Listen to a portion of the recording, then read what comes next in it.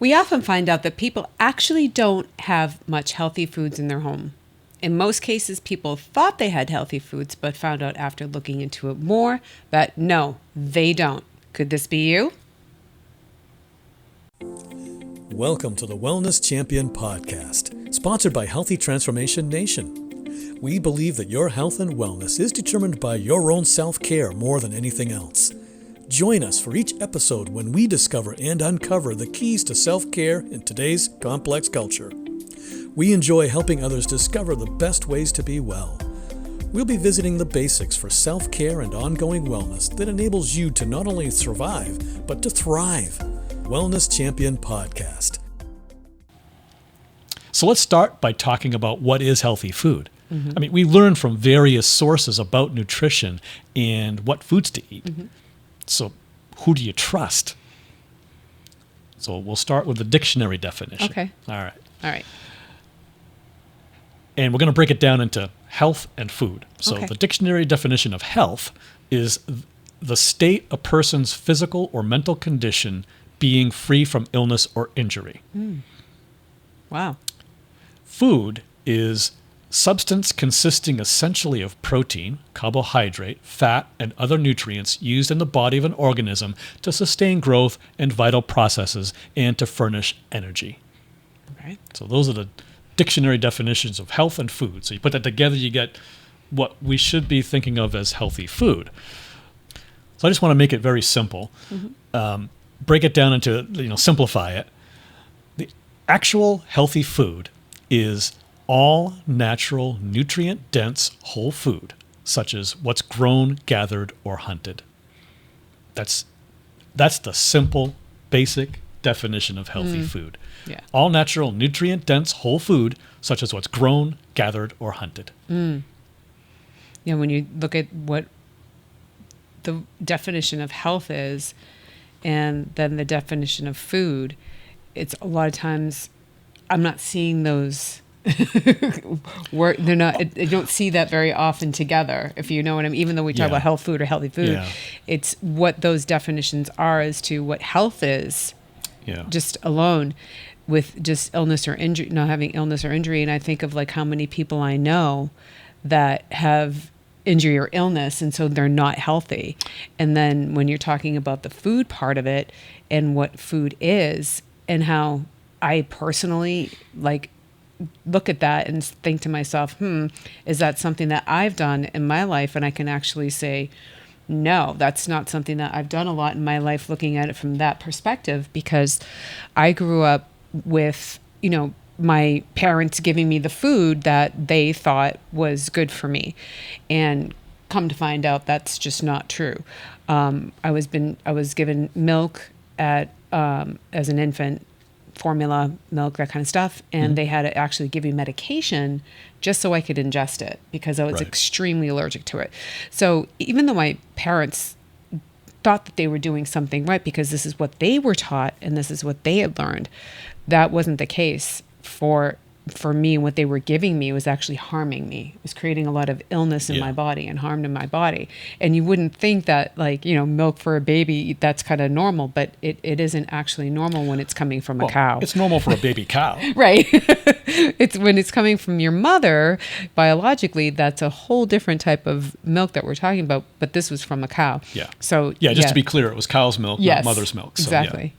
And so that right there, just from when after I was born, I was in a state of dis-ease, if you think of it that way, because that was impacting my health because of how I reacted to it. So I was in a state of disease even as an infant. Yeah, it's interesting because, the definitions that we looked at of health and food, they're so general. And I think that that's the way we kind of, as a culture, as a society, as just civilization, looks at food. It's just a general definition. By looking at that, almost anything can be food. Right. But what really is healthy food is what we were saying. It's the all natural, nutrient dense whole food, like what you grow in the earth, or you gather up, or you hunt it down, and that's it. Yeah. And but where do all these lessons that we learn come from? Well, I mean, one thing is the government, right? People Right. say, well, there's the food pyramid, or Right. there's the, or Plate, whatever, food plate or something. the food too, plate right? now, yeah.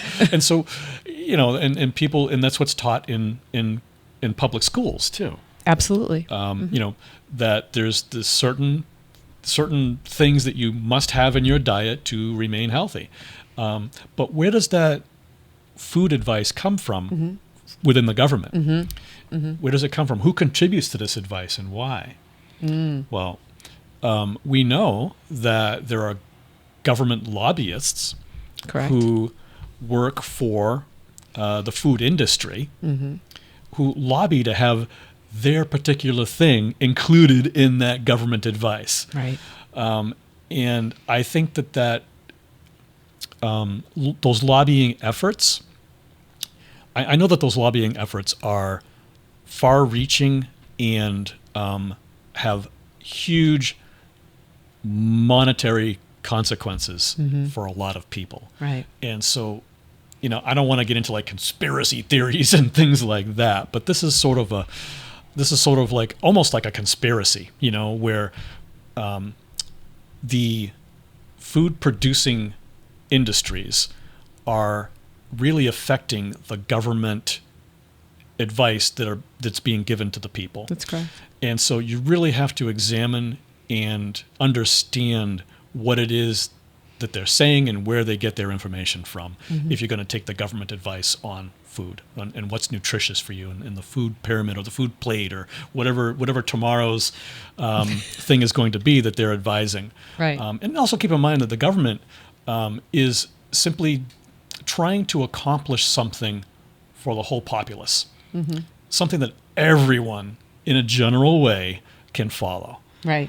And it doesn't necessarily represent what a bio-individual would require. Right. It doesn't represent you. It doesn't represent you, and it doesn't represent me. It just represents society as a whole, but yet we know that we're all unique. And like you said, we're all bio-individual, and what works for one person is not necessarily going to work for the next person and the next person and the next person. Yeah.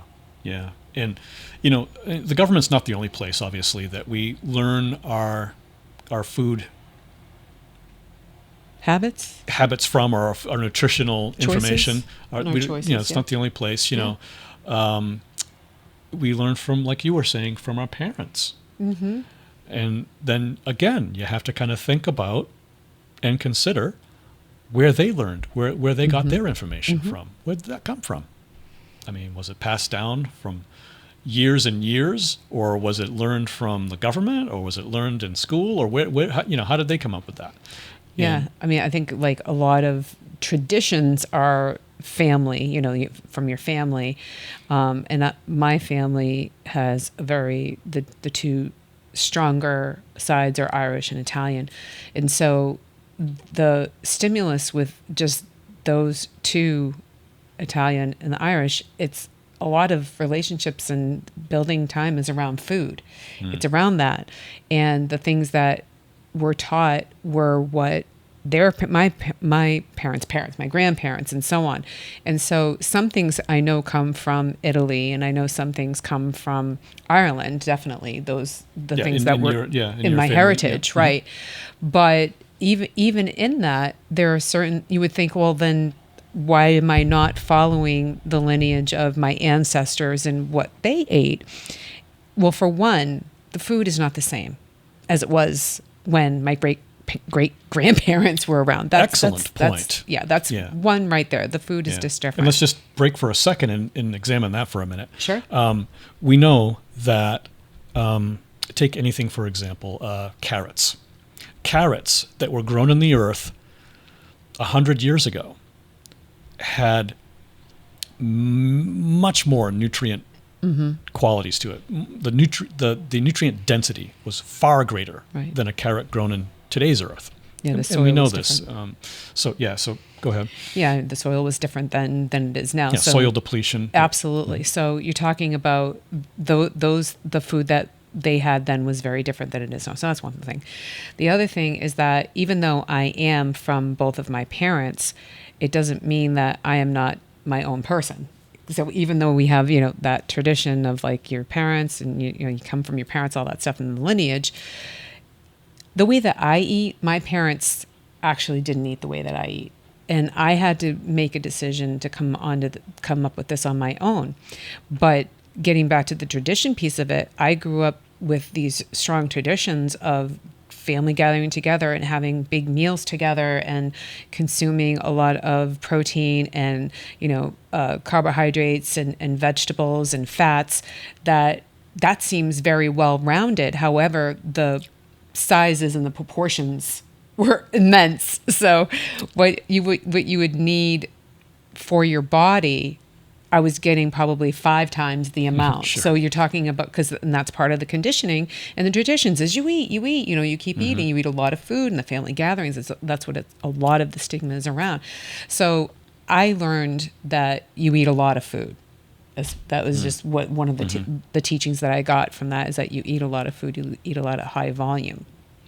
So, and that's not necessarily the best for each person. Yeah. It depends on each person individually. So what may have worked for an adult male that's 6'2" and, my family is not going to be the same for me. Yeah. And where do you learn this? Do you learn it in public schools? Well, no, there's really no education on food and what food is really. I mean, maybe in science class, you may touch upon that in public school.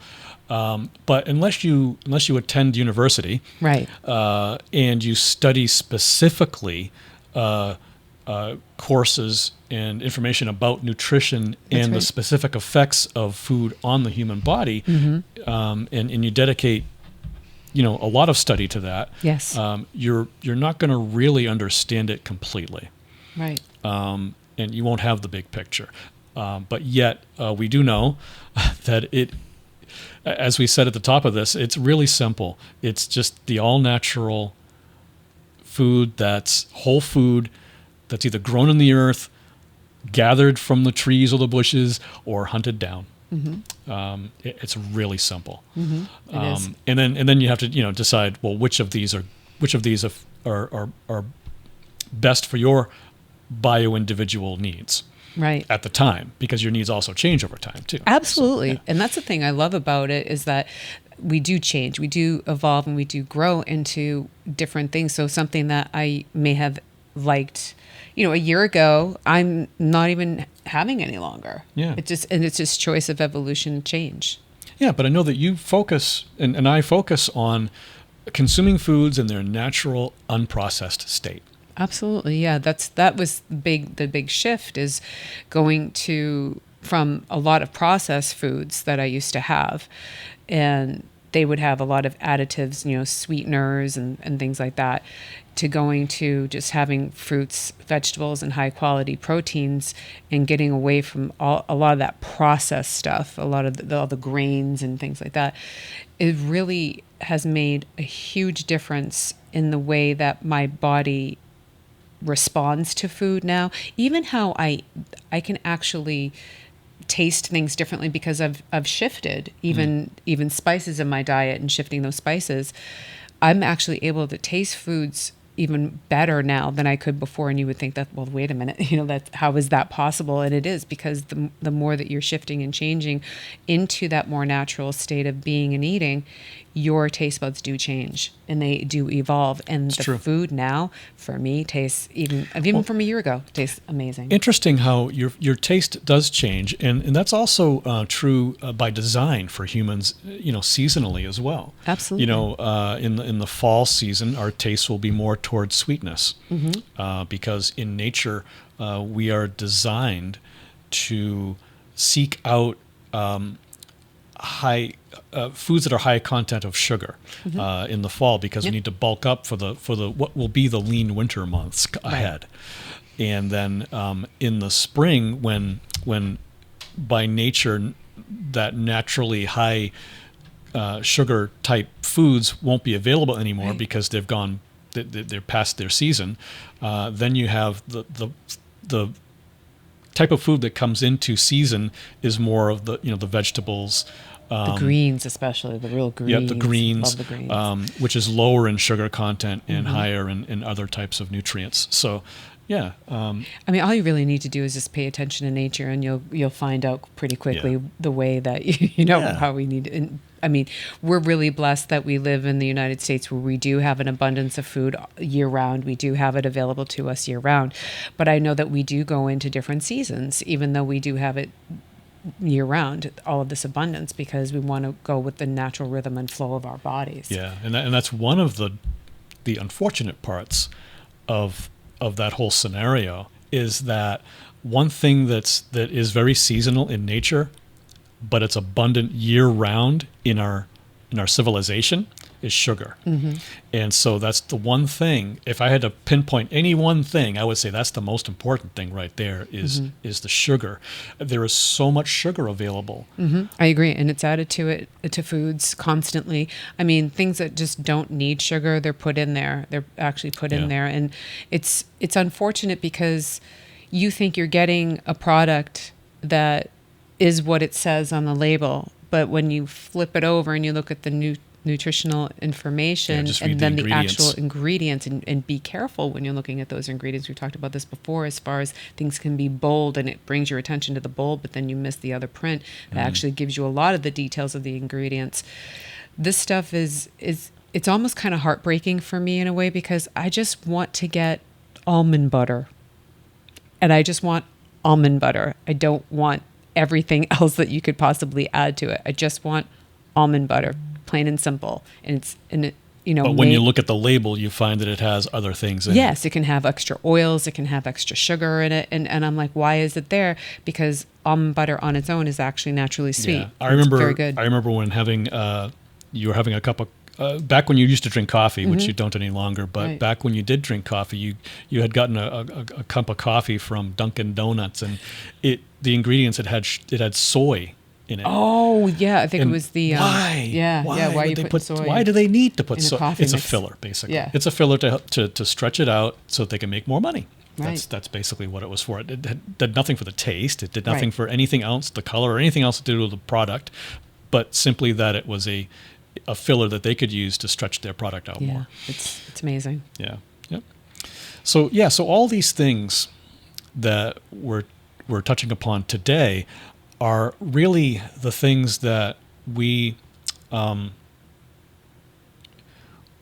don't always put thought into, and we just, food is so important to our existence, It is.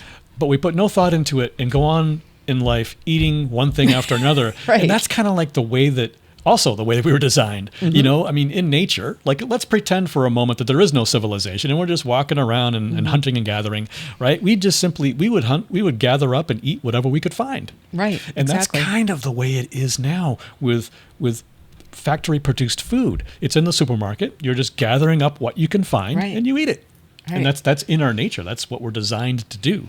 But the problem is that the producers of that food that you're gathering up in the grocery store are not being completely true to what your nutritional requirements are. Right, and what you're hoping They to have no concern get. about that. For them, I mean, I'm kind of generalizing. I shouldn't say they have no concern, but that's not, in most cases, their principal concern is not Correct. your nutritional needs being met, but that they are able to continue making a profit with their business. Right.